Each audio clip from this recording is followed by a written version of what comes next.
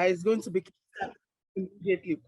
The topic of the training this afternoon is e-commerce in agribusiness, the way to do it right. I'm going to also be introducing our facilitators who are ready for us, Mr. Tunde Ajayi and Mr. Uzoma Aga. Welcome, Mr. Tunde and Mr. Uzoma Aga. Thank you. Thank you for having us on. We look forward to a good presentation, good time here. Thank you, Felicia. So let me quickly introduce myself. So my name is Tunde Ajayi, and I work with IT, the communication office to be specific, and I am a digital media and web officer. So I have a background in web development and management. So I've managed corporate websites and the institutional website, so I have some kind of experience in that.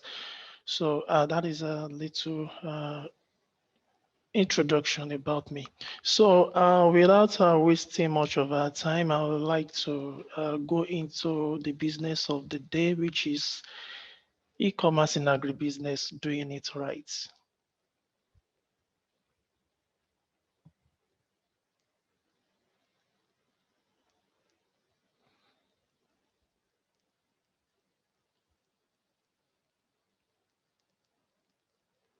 So I hope everyone can see my screen. Okay. Right. So e-commerce in agribusiness, doing it right. It's important we do it right. There is a saying that says what's doing at all is what's doing well. So in everything we do, we have to make sure we do it the right way. So at the end of today's training, we should be able to have a basic understanding of e-commerce as it relates to agribusiness, and then we should be able to understand some of the benefits we have in e-commerce as it relates to agribusiness, and then the challenges thereof in e-commerce. And also, we'll be looking at the steps towards building a viable e-commerce platform for our business. So we should have some basic understanding on the e-commerce model in agribusiness, and then setting up the platform itself, as well as how to build customers and then managing those customers. So I hope you are all excited, and let's get to business. Okay, so what is e-commerce? I believe at some point we have been involved in e-commerce, whether as a seller or as a buyer. So we are all familiar with all these logo here we are seeing, Jumia, Konga, Amazon, Farm Square, and so on and so forth. So all these guys run e-commerce platform, e-commerce business. So whether we have been a buyer on this platform, we have been in that process of e-commerce. So what is e-commerce itself? It's just the process of buying and selling electronically now. So the normal buying and selling we do physically, we move it to the internet. So that is just the the electronic part of it is what makes it the e-commerce. So according to Tech Target, is the buying and selling of goods and services or the transmitting of funds or data over an electronic network, primarily the internet. You need the internet to have access to the platform. So according to Statista, e-commerce sales accounted for 11.9% of all retail sales worldwide in 2018. And this figure is expected to reach 17.5% in this year 2021. So that goes to show that there is huge opportunity in this in e-commerce. So we as a farmer or agribusiness practitioners, we should be able to tap into this huge opportunity. So you have different type of e-commerce. We have business to business, business to consumer, consumer to consumer. I think this consumer to consumer is being practiced on Jumia, where the individual goes onto that platform and posts, items, and then another individual goes there to buy. So we have consumer to business, business to administration, which could be business to government in this regards, or consumer to administration. So those are the different type of models we have in e-commerce.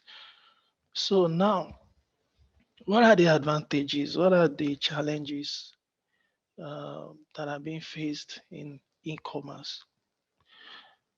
Of course, we know that once you have a platform, we are able to reach different customers, a whole lot of potential buyers online, and then as a result, your income will improve. Be able to your profit margin will improve, and you'll be able to make some more money.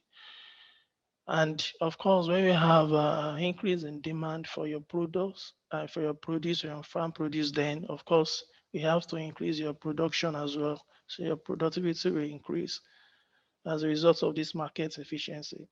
And of course, you have an expanded customer base because you are not limited. You are not just going to be selling to people within your region. You are able to sell to people from different region or different corners of the country, depending on your business model. And then there's customer convenience. On the part of the customer, they're able to make orders online, and then they have it shipped to them, their convenience. And then the most important thing here, which is the data. The e-commerce platform gives opportunity for the owner to be able to have access to data from the buyers, from people who are using the platform. So you're able to know, or you're able to categorize different buyers based on their behavior on your platform. You are able to know who are the people who are buying the most items. You're able to know which category of people you know, invest more, are able to buy, their purchasing power is very high. You're able to categorize those kind of people, or you're able to know the kind of people that, access your platform, and at some point you have to, leave the platform. So you have all of this data, and then you can make use, it gives you an insight, to be able to improve on how you are, operating on the platform, and how you can make it work better for to increase your profit margin. And yes, we have challenges. There are challenges in e-commerce, and I must be sincere with you. It takes some time and some efforts to be able to put up the platform, to be able to put up the e-commerce. The e-commerce as a whole, it requires some form of commitment and some time. So you have to be willing to put up the work. Yes, it's very rewarding if you are able to put up the effort. So you might at some point need some little, technical understanding to be able to put up the platform. But indeed, in the course of this training, I'll show you some, quick ones that you can easily, get up and running with. So, but to really have a full control of your core e-commerce platform, you might need some technical understanding, or you can employ or hire, an expert out there, or you may even hire me to set it up for you, which is not a bad idea anyway. So, but I'll show you something you can do to get up and running. And you can always get in touch with the organizers. So we can, if you need to set it up, we can always guide you on how to do that. And yes, promoting the platform is very important. Promotion, attracting customers can be a challenge. It can be a huge challenge if you are not doing it the right way. I used to tell people, some of which have set up e-commerce platform for, it's not just setting up a platform. So people just rush to you that I want this, I want an e-commerce, I want something like Chiemy, I want something like Conga. Setting it up is not the problem. getting customers to buy from you is where the work is, I mean, not all the work, but it's really a key factor in this e-commerce uh, business. So it can be a challenge if you are not doing it the right way. And I'm going to show you some of the things you can do to get it right. Doing some SEO and I believe the audience I'm talking to now, maybe some of them were, have attended the session we had in the morning when I think that has to do with social media and things, So there's a lot of things you can do with social media as well to be able to attract customers. So consumer products uncertainty is one of the challenge e-commerce is facing as well. There are some consumer out there that still don't believe that they have to go and purchase stuff online. You agree with me that at some point you have made some orders online, and when you are seeing it on the platform, you are so, you are so in love with it and you're like, oh, this is really beautiful. Let me just buy it. And when you get it, what you see is so discouraging. Like, no, this is not what I requested for. So some people still have that kind of bias towards, e-commerce platform. Like, I have to go to the shop and see what I want to buy before I pay for it. So there you still have that kind of challenge. Yeah, and technical and literacy factor. Like I said earlier, it requires some technicality, so just some little ones, maybe not too much.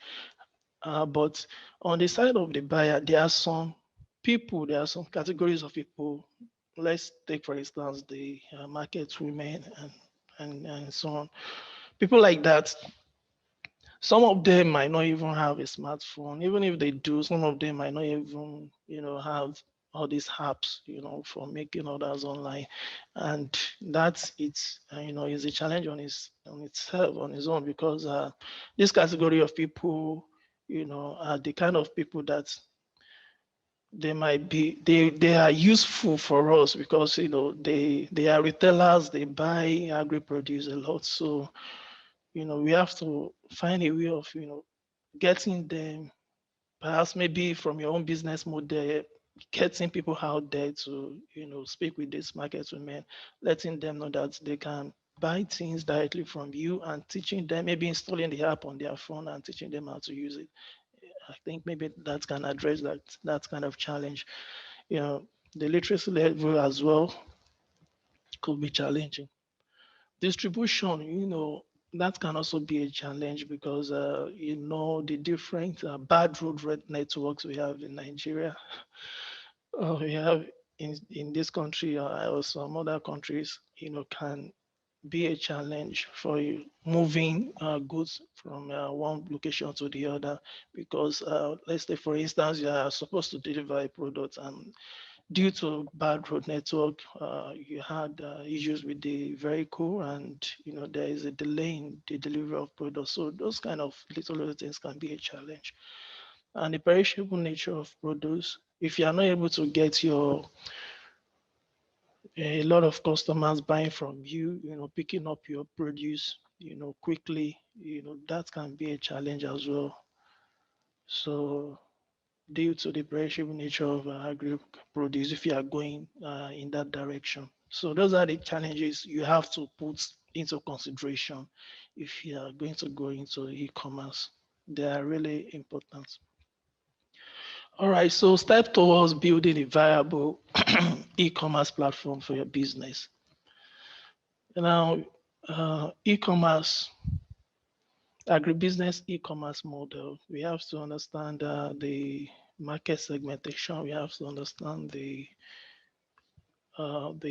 functionalities, and then choosing a platform. I'm going to walk you through as well, and then building your customers as well as managing the customers using email marketing techniques and then SEO.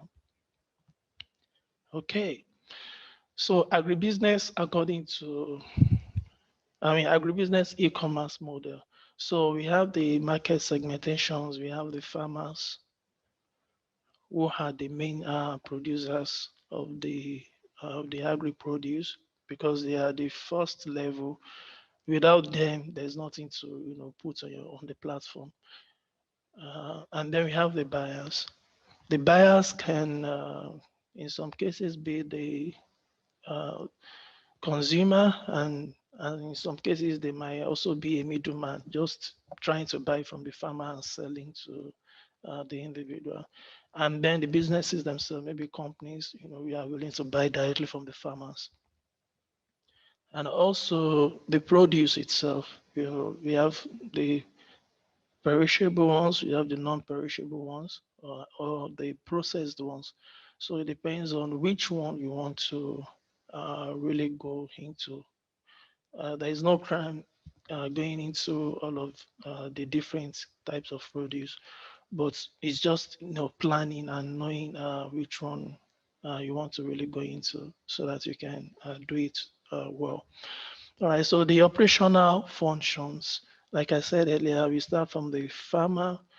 I want to assume that the farmer has been able to plant and get the farm produce, and the next stage is getting them on the platform.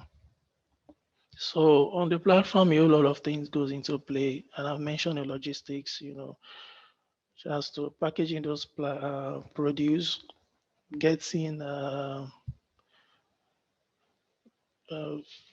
vehicles to move your produce, or partnering with haulage services, something like that. We have to put them into consideration, and those are the things that goes into play in e-commerce.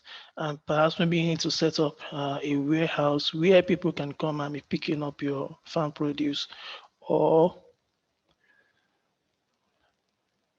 or you just have somewhere you are putting it, and then you are shipping it to people directly where they are. And then you need some form of quality control as well, so that at the end of the day, people who are buying from you, they are not seeing you. All this transaction is taking place online or through the phone. So we have to ensure that there is some form of quality in whatsoever we are shipping to your buyers, so that they can have trust in you, because trust is one key element in e-commerce business. The buyers, once they lose trust in you, they move on to the next seller. And then payment facilitation. This is one important area too. You have to be able to integrate some payment platform. Maybe what you want is, you want your buyers to be able to pay with their credit card or their debit cards. So you have to be able to, check one of the payment gateway and implement it on your platform.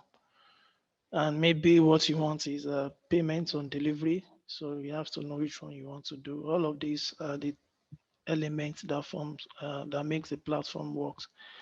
And then regulation, you have to ensure that you get the necessary licenses wherever necessary. And if you are shipping outside the country, you have to make sure you get all the necessary documentations and all that.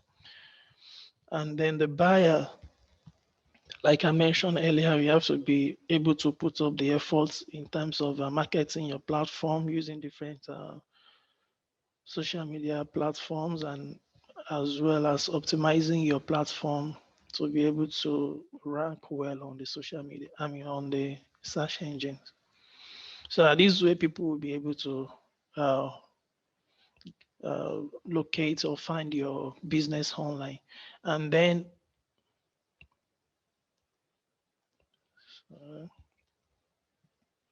customer service, yeah, that has to do with being able to manage your customers very well, engaging them uh, perfectly using your email marketing strategy. Okay, so we have different platforms that you can choose from. All these ones are free, and although they have their pricing plan, which you can subscribe to according to your pocket or according to your budget.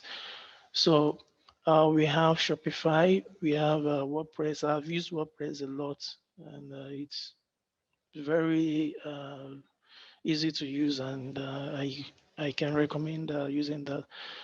but you have to know how to, go about doing this. But the Shopify is very easy. It's a cloud solution. It has an e-commerce, feature built into it. So maybe I can just quickly show you an example of what I try to set up. Let me.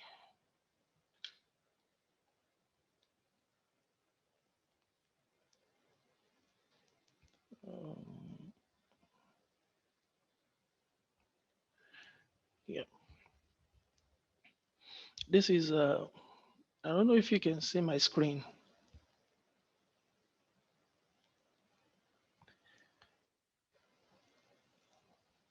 Can you see my screen? Can you see my? We can. Okay. Yes, but the PowerPoint is what is Okay, showing. is the PowerPoint is what you can see. Okay, let me stop the PowerPoint and share this one.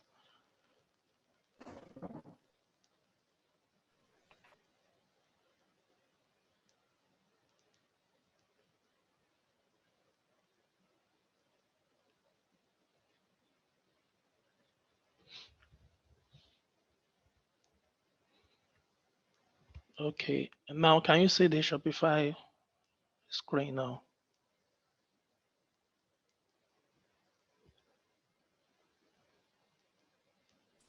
Yes, we can. Okay, great. So Yes. yeah, great. So now this is the Shopify dashboard. Let me go to back. Yeah. So Shopify is easy to use, and it doesn't require so much. It's just signing up on just the way you sign up for any other thing. Just provide your email and password, and you are good to go. So once you had your email and password, then they give you this. You have access to this dashboard. So now you can immediately start working on it. You have the option to customize your page. This is my home dashboard, and you can view your store. If you click on view your store, you can see, yeah, this is how your store would look like. If you have your big image of your farm, you can put it here. You can create different pages or a catalog of your products. And you can add some other information in here. Maybe your you being the CEO of your company, you can add your face here and information about you. And if you have some content, maybe some blog, if you are a content writer, you can add your blogs here, you can feature them here. And then, yes, your produce, you can put them here. So you have different kind of options here.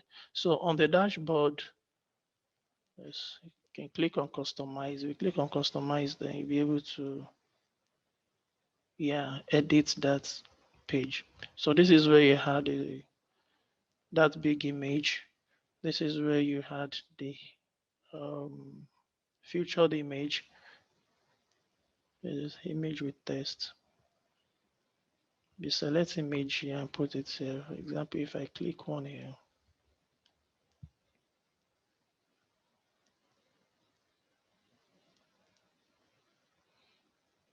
yeah.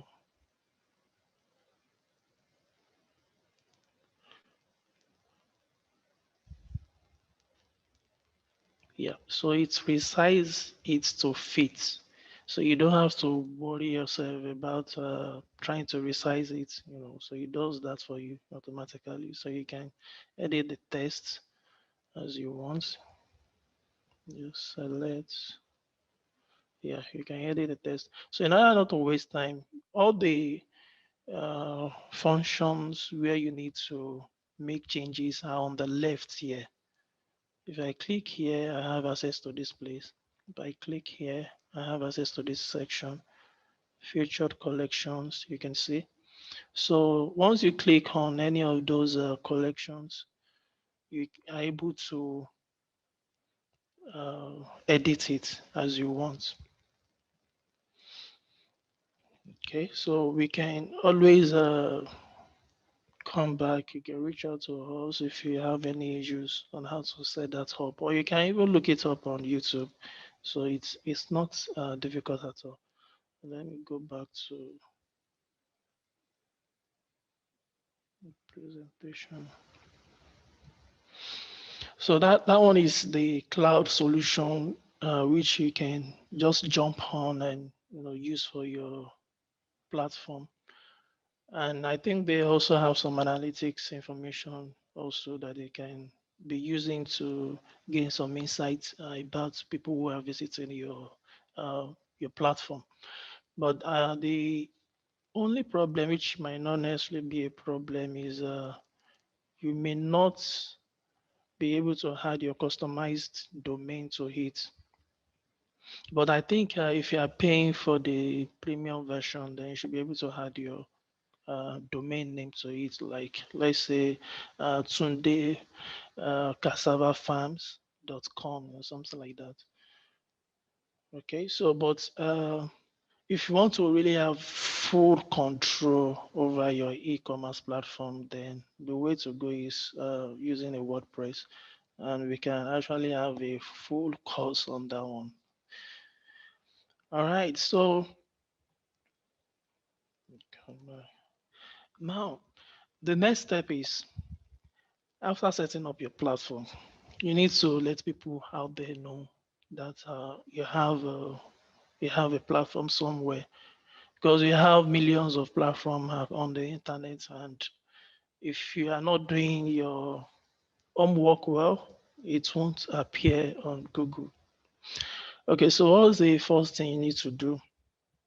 You need to do a keyword research. Um, you need to make sure that your site is well planned out, your site architecture is well planned out, and then you have to do an on-page SEO on every of your pages of the website, and then you have to do some local SEO to be able to show up in your local area. And then finally, content marketing. So we look at these one after the other. So the first one is the keyword research.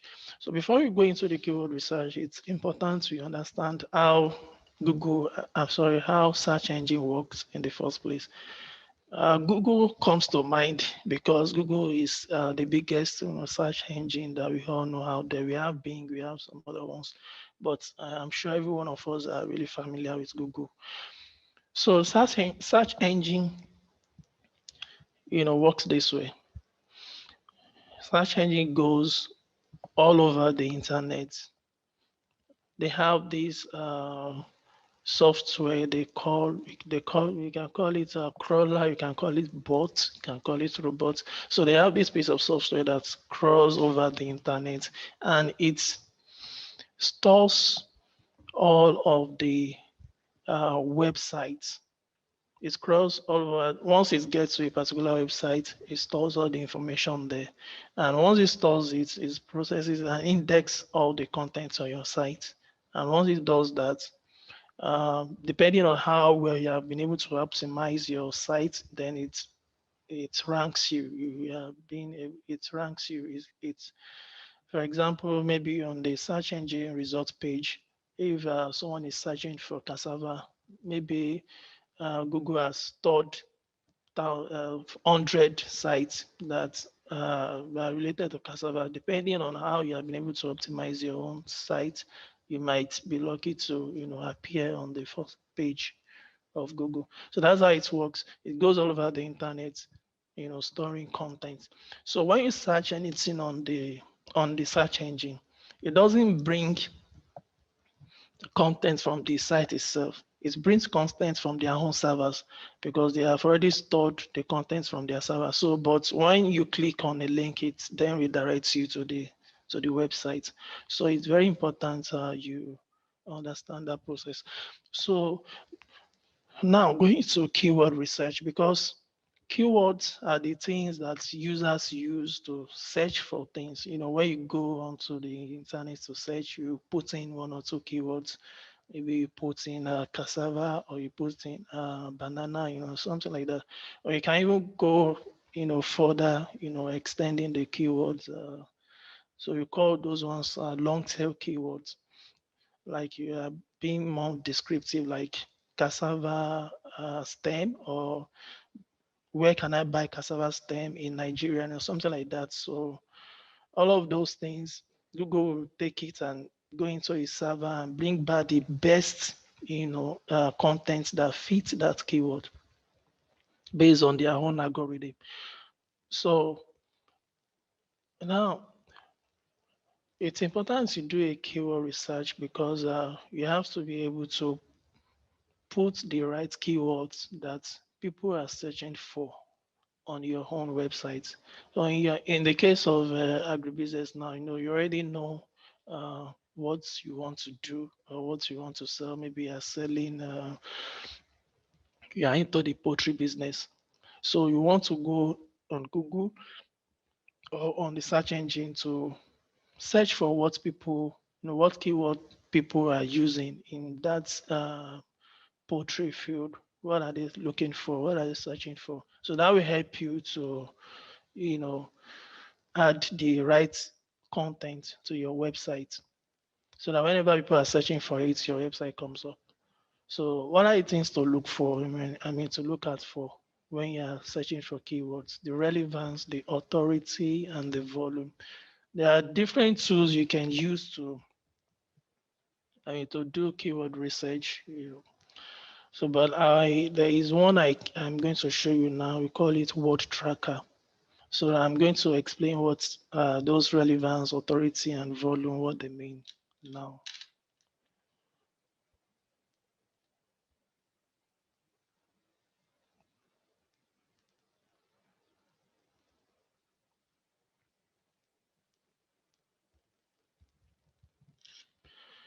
Yeah, so this is Word Tracker. Word Tracker is free. It's free too, so you can just go there um, and use the tool. You can sign up for it. Although you have to pay for you to be able to have access to the full package, but just for a start, you can use the free one. So now let's take, for instance, we are into the poultry business, and then you type broiler inside this keyword search. Now look at the volume. The volume means these are the numbers of searches that people have done on this keyword broiler, and yeah, it's not returning anything here. Okay, for this flame boiler, this is a type of these are the number of search or hits that has been on this keyword, and this is it is highly competitive because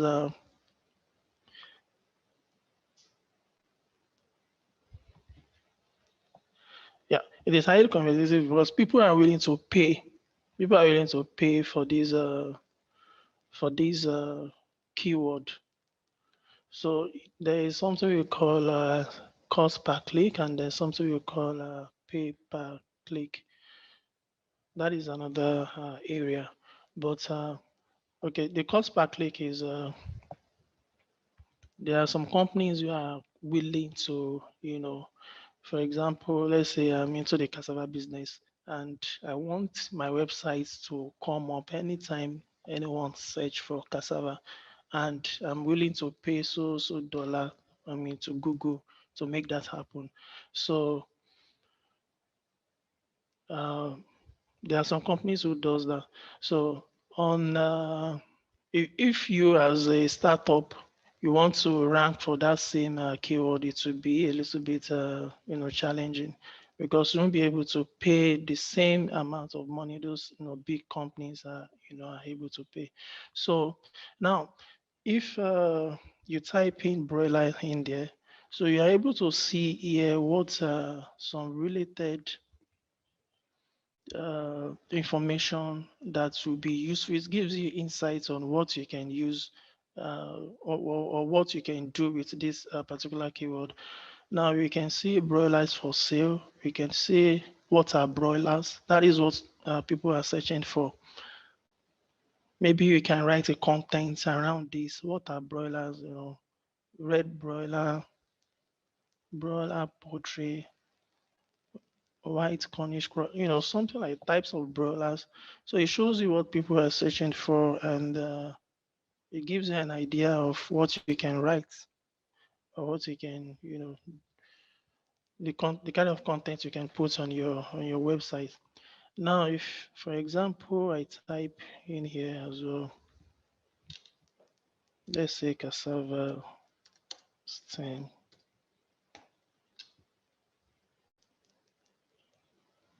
Yeah, cassava stem. If you come down here, then you see some of the things that people are also searching for, like where to buy cassava stem, cassava stem uses, cassava stem functions. So now it gives you an idea of what you need to add to your website. So this will help you uh, when you are trying to write. You can even write something according to what we are seeing here. You can write something along that line, and then whatever, and you can put a link to what you have written on that site to your, or a link to the cassava you are selling, that cassava stem you are selling. You can put that link to that your content you've written, and that can boost your sales. You know, so doing this kind of research helps you to know what to, you know, add to your site.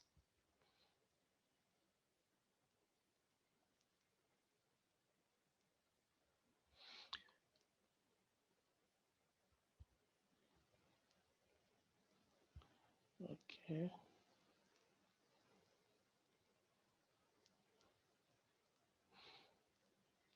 So, okay. So if you have any question, please keep putting it in the Q&A section so we can address it later.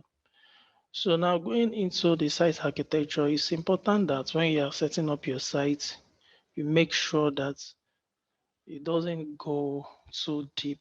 For example, when you visit a site like Jumia, you already have different kind of category section, maybe men's wear or women's wear or children's wear. So you have different categories, and from those categories, you can go deep inside and see different other products that are related to that category. So if you are setting up a site like that, you must make sure that the navigation, so any of your products, it's not, you don't have to click like 4 times. So you don't have to click too many times before you get to that particular product. So from the home page, you want to make sure that you are featuring uh, all the produce, all your products you want to sell. You are making sure that you are featuring them, maybe using the necessary categories if the produce are too much, but you have the necessary categories being featured on the home page, so that directly from the home page they can get to your produce. So you're making sure that it shouldn't take more than 3 clicks at most to get to a page from any page. Once it's more than that, then you're not doing something right. Then create highly relevant page URLs using keyword research. So for example, you know, we saw, let me show you an example. Let me type, okay, using this cassava stem, for example.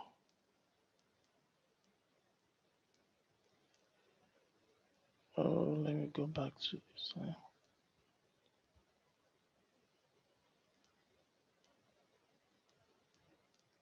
Okay. So using this cassava stem, we can see.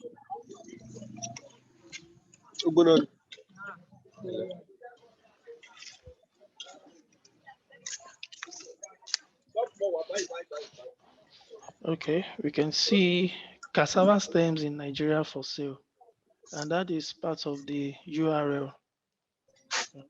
So you have to ensure that you are using the right keyword in your URL for it to, show up on the on Google search. Let's search for banana. Maybe banana.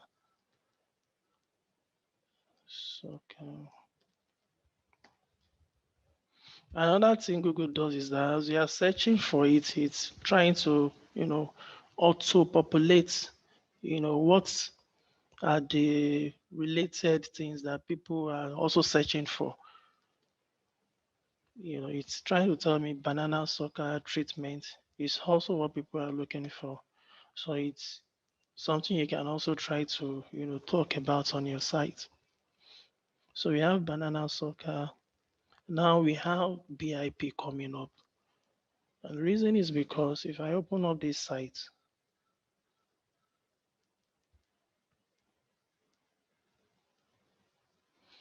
if you look at the URL, you can see banana suckers and banana suckers is in the URL. So you have to ensure that your URL is well optimized for every of your products. Any product you want to, show up on the Google search page, you have to ensure that the URL are well optimized for it. And let's go back. Yeah, and there's another thing you need to do on the page. On the page itself, after you have ensured that the URL is well optimized, the title itself must carry that keyword. Maybe it's banana or it's cassava stem or whatsoever you want to sell. And you have to ensure that you are using a H1 tag for that. Yeah. And in the body itself, in the body of the page, you have to ensure that you are also putting in those keywords there. And then the image, on the page, you would have different images, maybe different sizes or so. So those images have to be optimized as well. So on those images, there's what we call the alternative text. So as you're uploading the images, you are putting the description of that image, what that image is saying. Maybe it's cassava, it's banana, you're putting those things there. Because that is what the search engine is going to, pull. It's not the image itself. They don't recognize the image, but the content on it. So there is also the metadata section. A well SEO, a well e-commerce platform would have this metadata section where you will also have some information to describe the product. So those information are really important for SEO. So what Google looks for most time is when they get to a page and they find a very rich information, they believe that this site, have a well information that will be useful to their users, and they rank it very well. And they also look at, if there are some links, that are linking to your own site for, for information. So they feel that your site is, has, some form of authority in what they are doing. So all these backlinks to add to your ranking on Google. So it's important to do your local SEO as well. I think the first thing you can just do in terms of local SEO is claiming your Google business profile. And I think the link to that, I think Google My Business or something. We can send you the link to that. So you can just set up your your business on Google, and it's free as well. It's free to set up. Just type Google Business. So you sign in with your Gmail account, and then you add your business name, your products, and all of that. And what it does for you is that whenever somebody is searching for, something related to your products, Google brings it up because it's already listed on their business profile. So another thing you can also do is to make sure you list your business on the on the directories, on different kind of directories. So you can Google business directories in Nigeria. Think something like vConnect. You can even put it on Conga. All of these business directories is also good for your SEO because you can link from there back to your sites, and then it increases if people are able to link from different area back to your site.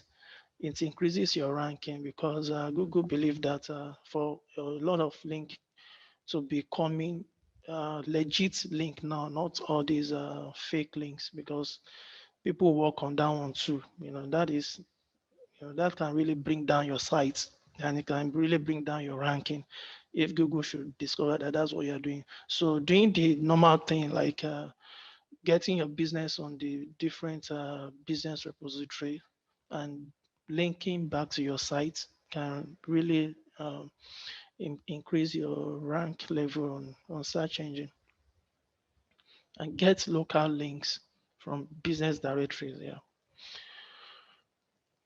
All right. So it's important. So I think I've talked about content.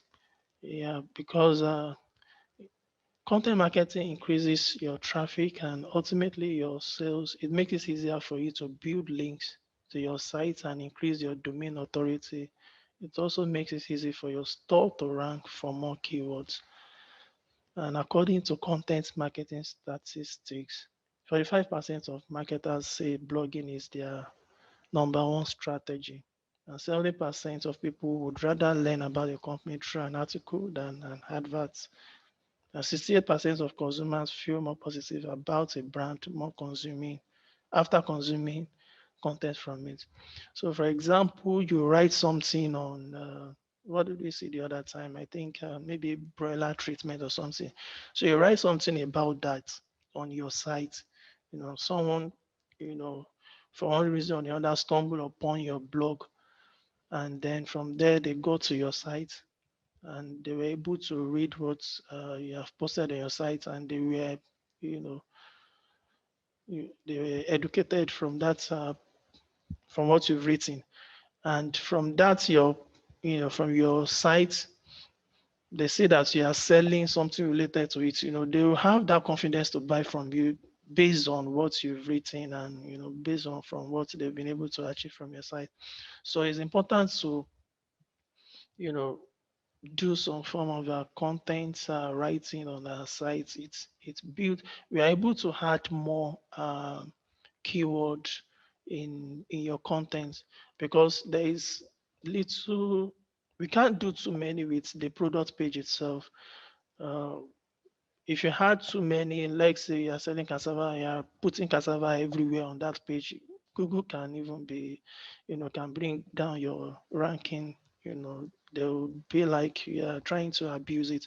So, but if you're writing a content, you can, start seeing different kind of keywords that are related to your keyword itself on that your content you have written. You are able to have enough opportunity to add different kind of keywords that are ranking on Google on your content.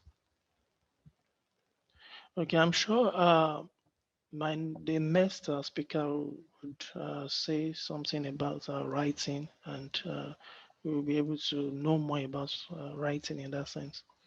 All right, so another key area we need to look into is the email marketing. Email marketing is a strategy of using emails to generate sales for your online store. So it can be simple, like sending a message presenting your latest offer to your whole mailing list, or complex, like sending highly targeted emails triggered by your customers' actions on your e-commerce site. So it's important to set up an email for your platform. And there are different kind of email marketing campaign that you can do. We'll be looking at that. And then we have email. I mean, the benefits of doing those are email campaigns. We are going to talk about that, as well as the best practices of email marketing. So we have promotional emails. This is when you use your email to inform your subscribers about deals in your store. So when you have a new, farm produce, you have new collections. So, and you already have a list that you are working with, you can notify them through emails about these new collections, and then you can let them know that there will be discounts on for people who are, maybe the first 10 buyers, or just something to trigger them to want to come to the platform and make some purchases and all that. And then once there's any update on the content on your site, maybe the price has changed or anything has changed whatsoever, you send another email. So you do this for different kind of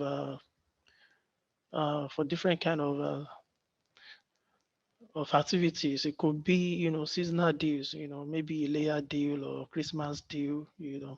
So anytime there is all these seasonal deals, you try to create an email campaign around all your collections, and you can do some discounts on it and send the email to your customers. So yeah, for special promotion as well. So those are the kind of emails you send out, and there are different kind of emails you can set up. We have the Mailchimp. Mailchimp, I think, is one I will recommend because it's free. You can have up to, I think, 1,000 subscribers on it, and afterwards you have to pay. And I think if you have more than 1,000, on your list, then at that point, I think you know what you are doing. Then you should be able to pay. So yeah, but you can start with Mailchimp, and Mailchimp is good. It has analytics. It has all the automation feature that you would need from a newsletter management system. So, but for now, I won't be able to show you how to set that up because of our time, but you can check it out or get back to us if you need help on that. So there is this transactional emails too that happen whenever you set up an email system on your platform, for people to subscribe. Automatically, when you on Mailchimp, for example, you can set up all this email campaign automatically, like subscription confirmation, for example. Maybe when you subscribe to the email management or to the email system on the platform, you get a subscription and you get a confirmation email, and then the order confirmation. Maybe when you make an order on the site, you get an order confirmation directly. So all of these are set up automatically for you on Mailchimp. Welcome back. Lifecycle emails. Lifecycle emails is welcome back email series. Yeah, welcome email series. For example, someone is, getting to your platform and signing to your emails. You welcome them. You write a content to welcome them to your platform and introduce them to all of the products you have on your site. And for example, if some people have, subscribed to your email and they are not opening your email, because you get that data on the number of people who open or the number of people who actually click on the email. So if, for example, after a while, some people are not clicking on it, you segment those people and send them an email, as to why they are not, uh, checking your emails, and you can even tell them you have a discount, for them or something like that. And on your platform, you can set it up in such a way that if someone access your platform and maybe at some point they are trying to shop and they just abandon that cart and they didn't come back to it for any reason, you'll be able to see all this information on your platform, and then you can send them an email that you notice that they didn't complete their order or their purchase on your site. That do they have any problem or any difficulty? or something like that. So those are the emails you work on to make sure that you are able to complete the process for whoever is making an order at your site, so you are able to close every deals and you are not losing out on the customer. So browse abandonment emails and all of that. So the best practice is send your emails at the right moment. So whenever you discover that, like I mentioned, that any customer is not able to complete their purchase process on the site, you just send them an email immediately advising them on what to do or asking for what the problem might be and try to address it at that particular time. And there is a system too on the email management system that can discover the time that people are opening your emails, and you can automate it in such a way that it delivers your email to those sets of people, at the best time that the system has recognized that they usually open emails. So those are the kind of ways you can automate that process. So personalize your email campaign. When you send email to people, you send it to them, in such a way that you are sending it to their names directly. You're not just sending a bulk email. So you are sending it to, like, you say hi to or something like, so it feels personalized. So it feels as if you're addressing it to me directly. So those kind of emails create some form of engagement and make your content engaging. I think the next speaker will talk about how you can write well. So always be optimizing your content and get feedbacks from people. Improve your conversion rate with reviews. Write compelling copy. Aim for all device. Make sure your email is opening on different devices, and then pay attention to your mailing frequency. You don't want to bombard people with emails every now and then. So, yeah. The benefits: email supports the transactions in e-commerce store as the main channel of communication with your customers. So their inbox is the first place they go to check if the purchase was successful. So email campaign is important in that sense. When they make purchase and they see that it's successful, you automate that process that whenever a purchase is being made, they receive an email telling them their purchase is successful or there is a problem with it. So it supports the process of the e-commerce. So you can also gather important feedback from each transaction that will help you to manage the different funnel, from the start, from the process where they get to your site to the process where they make the payment. So yeah, you monitor it and then you follow it up with the necessary emails. So, and then at the end of the day, you're able to convert such customers, because that's the the the goal. So you can build lasting relationship with your customer base with emails when used effectively. So they increase conversions. I've talked about that. All right, so that is all from my side. I think we've not been able to exhaust all of these. It's just to show you what is achievable and what the e-commerce as related to agribusiness is all about. Just the basic understanding or basic information. So we can always reach out to us, and we can always advise you going forward. Thank you. And hand over to the facilitator. Uzo, over to you. Okay, my name is Uzoma Aga. I also work with ITA as the communication and media officer. So we deal with storytelling. We tell stories about the work ITA is doing, and we engage with the media. So what I'm going to be talking about, storytelling, writing for e-commerce. And Tunde has done a lot of the legwork, so I'll just go straight into it. I was out of town when the lockdown happened last year, and well, I was living out of town. at the time. So it was cool. I was with family and I was working remotely. But like a lot of people, after a while, I wanted to go back to the office. So, but that meant interstate travel. So I had to call up my colleague who also was in a similar situation. And he said, that he had to do it the week before, but he had to prove that he was essential. Okay, he had to prove that he was essential. He was an essential worker. They said, IITA, you be farmer. So he was like, because of that, he now had to go and buy a lot of food stuff, so he could pass off as a trader who was conveying. But so just to show how important it was for certain people at that time, you were considered essential. Growing a successful e-commerce venture requires a lot of work and it needs many complementary parts to make it seamless.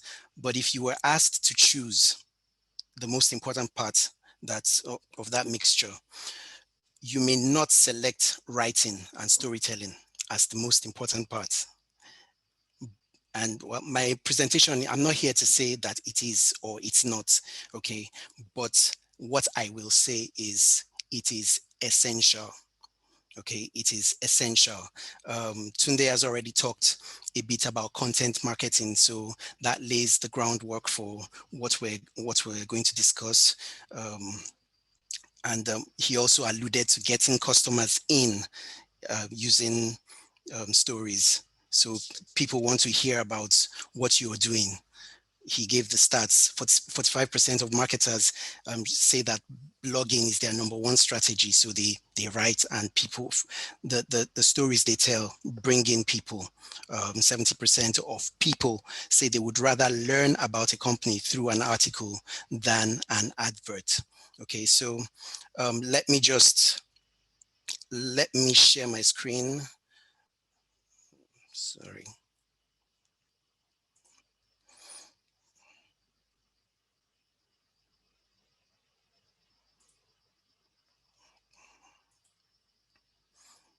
Can you see my screen?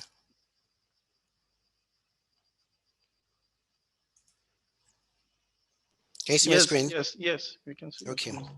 Yes, we can. Okay, sorry.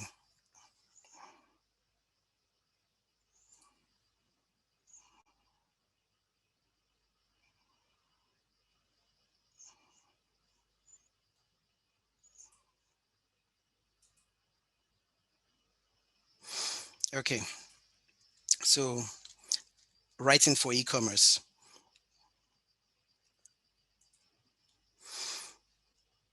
I'll just run through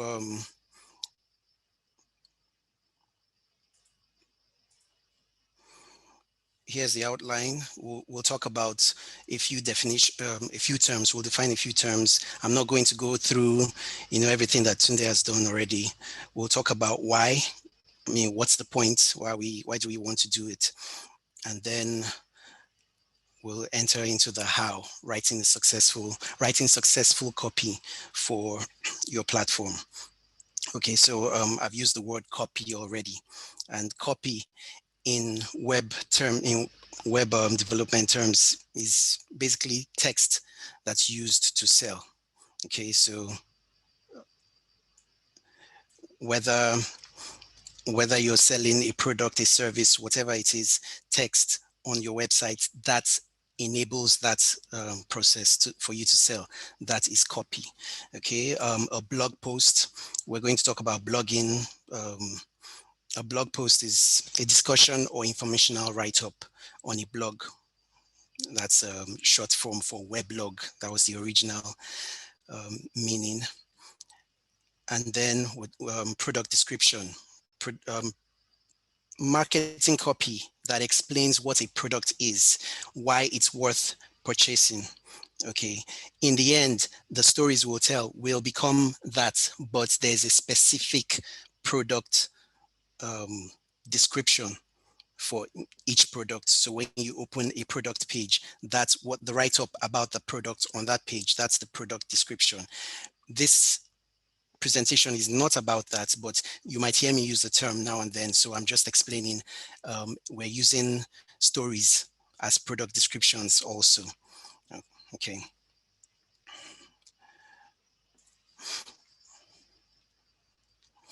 So the question now is why? Okay. The very simple reason of why we're going to write, why we're doing all of this is conversion. Okay, to convert web users to customers. So some people will come to your websites and they will leave. They won't buy anything. There's a conversion rate. I don't know if Tunde mentioned that, but some people, when they come, they leave. Some people they don't spend, much time. They just come in, oh, see, they're not, so they leave. But anyway, the people who you are able to drag in, your work as a writer, writing these stories, is to convert them from users to buyers. So you're also converting users from other platforms. For instance, social media, you can put your stories there, and from there you bring them in. And if your content is also optimized to maximize search results, so people go on Google and they search for a product, maybe you're selling banana chips or some other thing, maybe chicken, grilled chicken or something. So with all the local SEO and all the other SEO optimization you do, you're able to bring them in, because the truth is, there's this saying, content is king. One of the reasons why they say that is Google, for instance, will give content that has more words, more relevant words, higher visibility than one that does not. So I'm not going to go into keyword research. Tunde has already mentioned that, but just so you know, that's the main thing, conversion. So you're bringing in your customers who are already there, you're converting them to buyers, and then you're also trying to keep them. So another thing that's what we're doing, writing is doing, is to keep them engaged. Okay, so a few things that we need to remember when you're writing for an online audience. Remember that readers online have a short attention span. Okay, you really have like 8.25 seconds to impress them with your writing. So they come in, they start reading. There even other things to consider, but let's just assume that they get to the point where they start reading your story. You have 8 seconds. And if you don't write your story properly, they leave and you've missed that opportunity. Okay. You also have to obey FAIR principles. Now, FAIR is an acronym for findable, accessible, interoperable, and reusable. Findable, we've already talked about SEO and Google and all that. So you have to make your content findable. For instance, if you're selling day-old chicks, I have to find a way to work that into your story so that day-old chicks shows up in web searches, right? Okay, accessibility is a very wide topic, so we're not going to go into the details of it. There are some people who have disabilities, some people don't see. So a lot of times we design, when we talk about web design, we design the website so that people are seeing, okay, let me put like, people are seeing what you've designed. Okay, you put in all the bells and whistles and fantastic. But a lot of times people forget that there are people who don't see. So are you optimizing it to be accessible for them so that they can at least hear the description of what's happening? They have a screen reader who can tell them and it's properly arranged. So you also have to consider that. There are also other things in accessibility, metadata, so information about your information. So is it a headline? Is it this? Is it that? You have to take all of that into consideration. Interoperable, it's a bit more technical, but it's about being able to use that content in other platforms, such as social media or other. Like I said, it's it's a bit technical, but reusable as well. It's about being able to repurpose that content for use in other. And then brand consistency. Now, one of the things, because of the work I do, one of the things I pay attention to is the brand, the style guideline. So I go to a website and I start reading, and I see this in this place they are writing with American English, in another place they're writing with British English. There's a way that causes a discontinuance with your audience. So things like that, punctuation, language, British versus English, and then your brand consistency also has to do with the voice of your brand. And by voice, I mean how you come across. Okay, you're writing a story. Are you being jovial? Are you being conversational? You know, all those things matter. Are you being comedic? They matter. Different people. This presentation will not tell you what your voice should be, because different things work for different people. Okay, but those are the things to consider. Okay, so just use a consistent voice, use a consistent brand with writing. Okay. Now,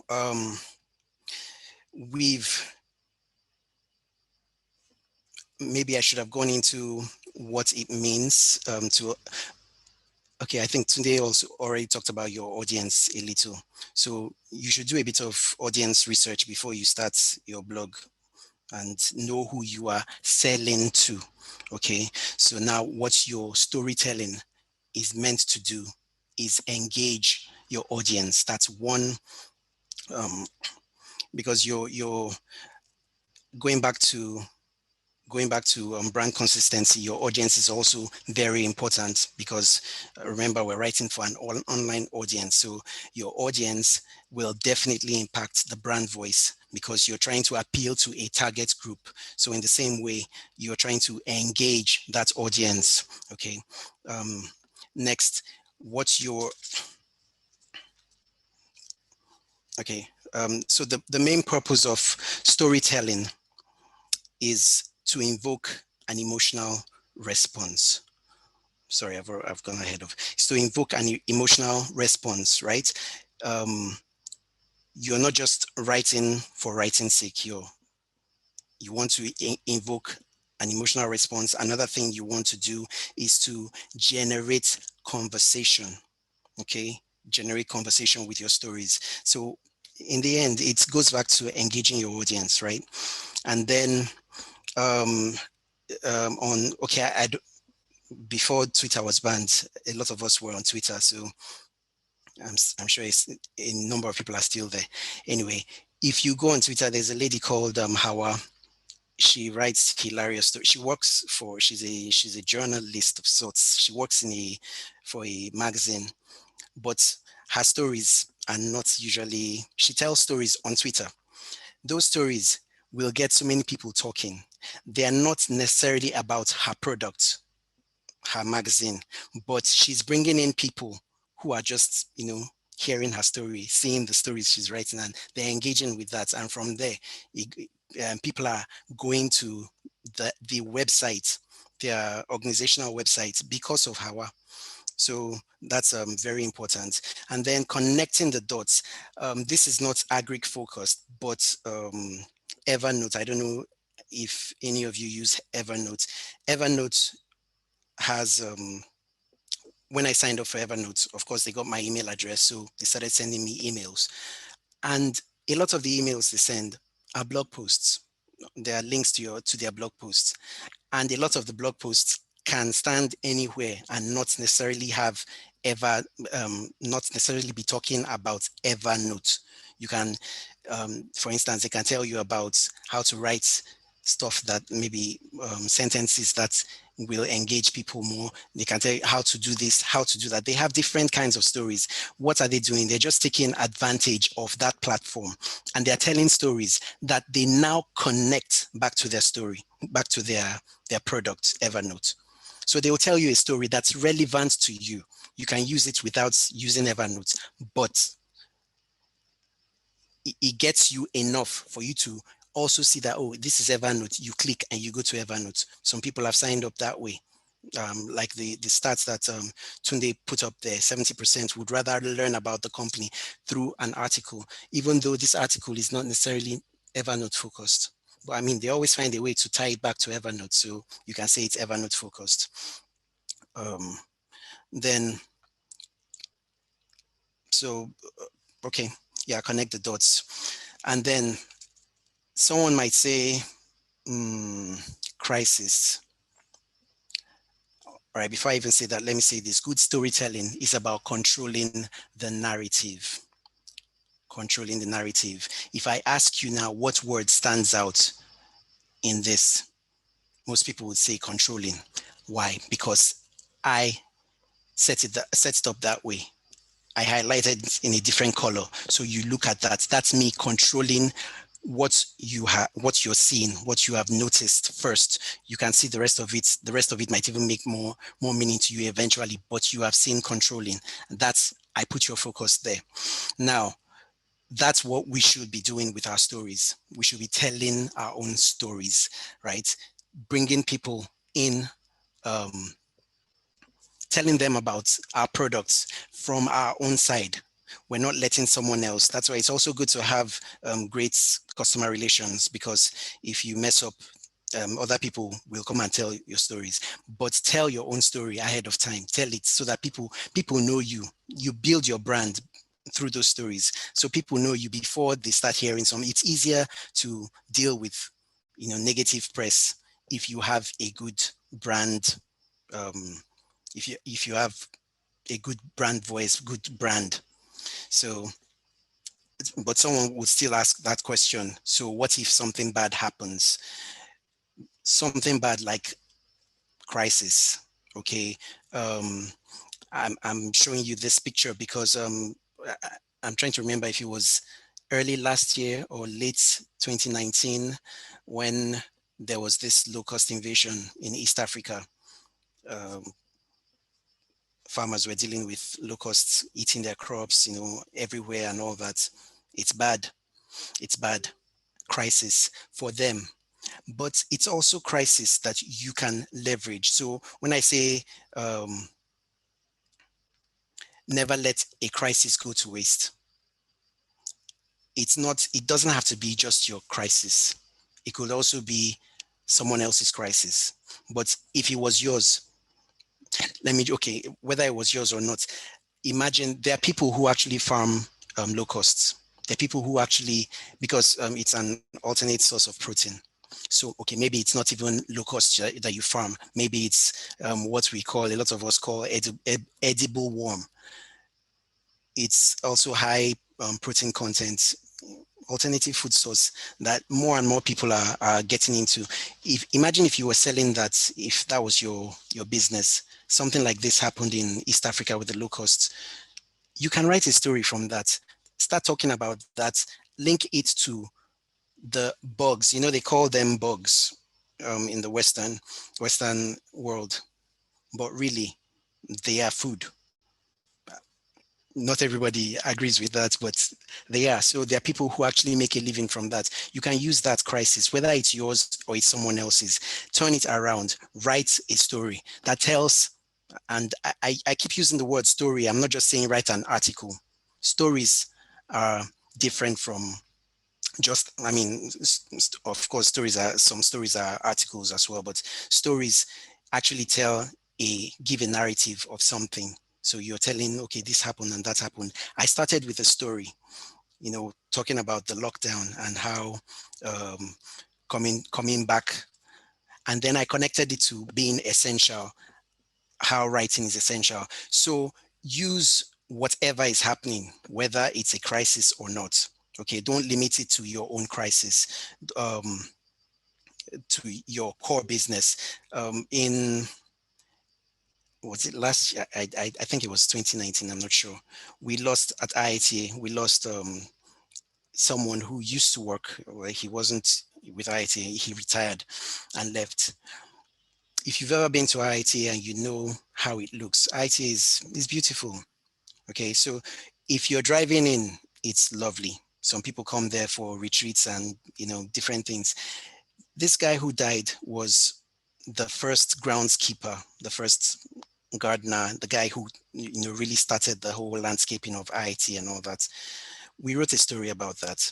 That was one of our higher, one of the stories that resounded the most with people. It was an emotional thing. Someone died. It's not like we were taking advantage of his death. We were more like bidding farewell to someone, but we used the opportunity also to talk about the work he did, which ties into IITA. So if you come to IITA in Ibadan, you see Alex's work. So we used that. I mean, some people will call it a crisis. It was in a way, but we use that to tell a good story. So you can leverage situations, whether they look bad or not. You can turn them around. Never let a crisis go to waste. Okay, so let's go straight to writing now. The document, every story you put online comes as a document. These things are written in HTML. I'm not going to go all technical, but the text you see on a website using the browser, it's the browser converts it to, if it's not already converted, the browser converts it to HTML. So there's a structure. If you're using Microsoft Word, you can see the structure, the H1, H2, body text, all that. You can see all of that.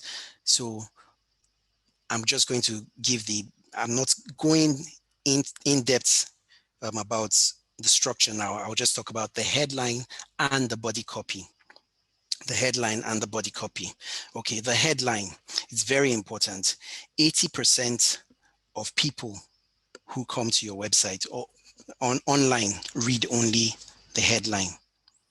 We have had cases where people just read the headline and run off, and that's the story they were told. So I mean, it's dangerous because people now use that for nefarious purposes and just write a headline that does not tie in with the story. So that's not what we're talking about. But the truth is, a lot of people just read only the headline. 80%. So imagine if you wanted me to write something for you and you were paying me $100 for a story. Imagine $80 out of that, I'm going to spend it in quotes to ensure that we have a headline worthy of your story, because that may be all the story you have to tell. Some people will not read it. Of course, these are averages. Things change. So some people have more people reading the whole thing. Some people have less, but you want to have more. It helps to have a good headline. Okay, so only 80% will read the headline. The other 20% that will read the body copy, only if it's good will they stay beyond 8.25 seconds. I mentioned that before, 8.25 seconds. So it's one thing to get that headline right. If you get the headline right and then the story is rubbish, you miss an opportunity there as well. But for the ones who will only see the headline, at least get that right. Okay. I'll just say this. People ask the question, how long should your headline be? And there are several recommendations online about that. Some people say 62 characters. Some people say 50 to 100 characters. Some people say 12 words. Some people say 8 to 22 words. All of them do their own bit of research and they come to these conclusions. But my conclusion, the conclusion I have come to based on the different research I've seen out there, is your headline should be as long as it needs to be. I always put a caveat when I say this, because yes, it should be as long as it needs to be, but you should note the word need. There's no need for you to write a 100-word headline that is not telling. I mean, in the first place, if you need 100 words to write a headline, then I'm a bit concerned. So, but it should be as long as it needs to be. That's not license for you to go and fill up the whole story with a headline. No, but I'm just saying, don't let, I always like to say that rules are there to guide you. So learn the rules and be ready, be willing to break them when you need to. So your headline should be as long as it needs to be. Like I said, the range of recommendations is wide. So which one will you follow? And all of them, well, not all of them, most of them, some of them have research to back what they're saying. Okay. So now, Tunde already talked about keyword research, so I'm not going to go in there, but if there's a way you can work your keyword into your headline, that's super. That's, it just helps your case in a way that's, just writing for the sake of writing. Yes, we're trying to tell a story, but we're also trying to tell a story with the data, the right facts, right? So, okay, like I said, data is very important, but data only tells you stuff. Stories sell. Like I said, the stories connect with you on an emotional basis. So I'm not doing I'm not going into the details of how to write this. Like I've given you I've given you people's recommendations on things, even with sentences. Some people will tell you have 3 to 6 sentences in a paragraph. Some people will tell you have 15 to 20 words in a sentence. So there are recommendations and all of these things, very important, but you also always need to remember how to write. Really, you need to learn how to write. If writing is going to play a role in your earning capacity, then you have to work on that. You have to be willing to work on that. So we're not limited to the scope of this presentation. I mean, I can't give details of a lot of things here because of the time, but just so you know that you can actually go beyond what I've told you here and research how to write sentences that will capture someone's imagination, for instance, how to just little things. All these things come together and they make, as they say, little drops make a mighty ocean. So, like I said, okay, for the data and the story, I'm looking for a right,